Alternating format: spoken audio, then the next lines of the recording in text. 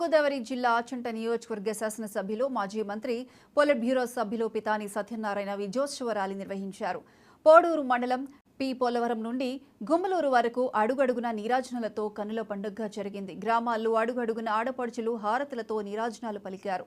ఈ కార్యక్రమంలో పెద్ద ఎత్తున టీడీపీ శ్రేణులు, బీజేపీ, జనసేన నాయకులు, కార్యకర్తలు, అభిమానులు పాల్గొన్నారు.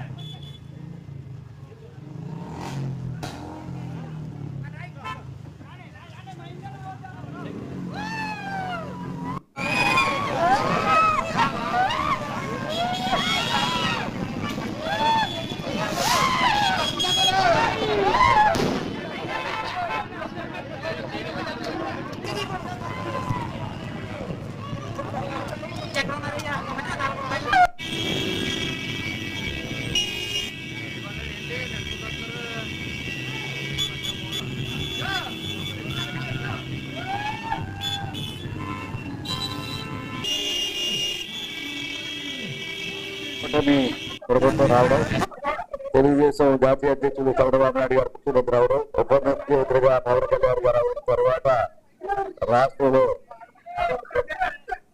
ప్రజాప్రభుత్వాన్ని అగ్రహింప చేయగలిగామనే ప్రజల యొక్క సంకల్పం, ప్రజల ఆనందాన్ని చూస్తా ఉన్నాం.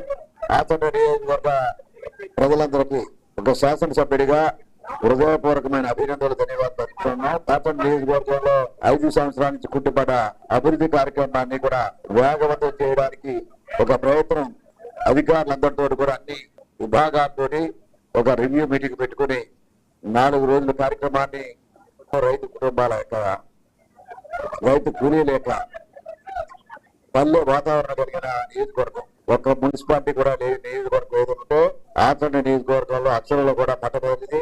అటువంటి నియోజకవర్గంలో ఆచంట నియోజకవర్గానికి సంబంధించిన 97 కోట్లు ధాన్యం రావాలి. అదే పశ్చిమ గోదావరి జిల్లాకు సంబంధించిన 1600 కోట్లు ఈ రాష్ట్రంలో ధాన్యం ప్రభుత్వం బకాయి పడితే ఉమ్మడి జిల్లా సంబంధించిన 970 కోట్లు ఈ జిల్లాకి ఏప్రిల్ నెలలో ధాన్యం కొనుగోలు చేస్తే మే, జూన్ ఆఖరు అయిపోయింది, జూలై వస్తూ ఉంది. దీని మీద ముఖ్యమంత్రి తోటి సంబంధిత మంత్రి మనోహర్ గారు కూడా మాట్లాడడం జరిగింది. నేను ప్రత్యేకంగా ముఖ్యమంత్రి గారితో మాట్లాడిన తర్వాత వచ్చే వారంలో 1000 కోట్లు రిలీజ్ కాబోతున్న ఆనందాన్ని రైతులు అందజేస్తా ఉన్నాం.